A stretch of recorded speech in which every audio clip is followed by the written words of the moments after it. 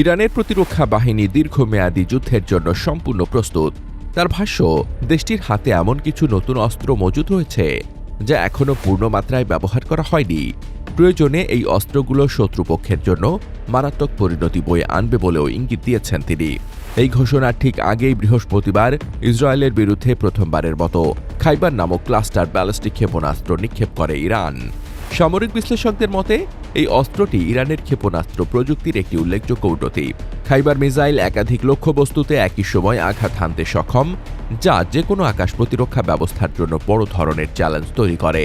ইরানের পরমাণু কর্মসূচি নিয়ে তেহরান ও ওয়াশিংটনের মধ্যে গত ৬ ফেব্রুয়ারি থেকে ২৭ ফেব্রুয়ারি পর্যন্ত ৩ সপ্তাহব্যাপী আলোচনা চলে। তবে ২৭ ফেব্রুয়ারি কোনো চূড়ান্ত সমঝোতা ছাড়াই সেই সংলাপ শেষ হয়। এর ঠিক পরদিন ২৮ ফেব্রুয়ারি যুক্তরাষ্ট্র ইরানের বিরুদ্ধে অপারেশন এপিক ফিউরি শুরু করে। একই সময় ইসরায়েলও অপারেশন ওয়ারিং লায়ন নামে নিজস্ব সামরিক অভিযান শুরু করে। গত এক সপ্তাহ ধরে এই হামলার পাল্টা জবাব হিসেবে ইরান ইসরায়েল ও মধ্যপ্রাচ্যে অবস্থিত মার্কিন সামরিক ঘাঁটিগুলোতে বারবার ড্রোন ও ক্ষেপণাস্ত্র হামলা চালিয়ে যাচ্ছে।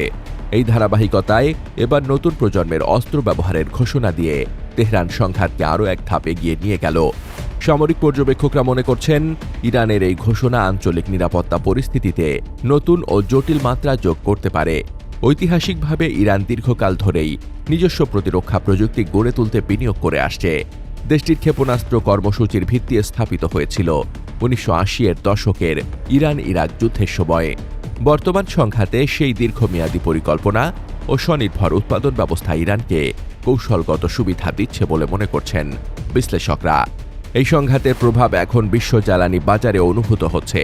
তেলের দাম বৃদ্ধি এবং সরবরাহ শৃঙ্খলে বিঘ্নের আশঙ্কায় আন্তর্জাতিক বাজারগুলোতে উদ্বেগ তৈরি হয়েছে। বিশেষ করে হরমুজ প্রণালী ও লোহিত সাগরের মতো কৌশলগত গুরুত্বসম্পন্ন নৌপথগুলোর নিরাপত্তা নিয়ে উদ্বেগ প্রকাশ করা হচ্ছে। তেল আমদানি নির্ভর দেশগুলো এখন বিকল্প সরবরাহ ব্যবস্থা ও জরুরি পরিকল্পনা প্রস্তুত রাখার চেষ্টা চালাচ্ছে। ডেস্ক রিপোর্ট, বার্তা বাজার।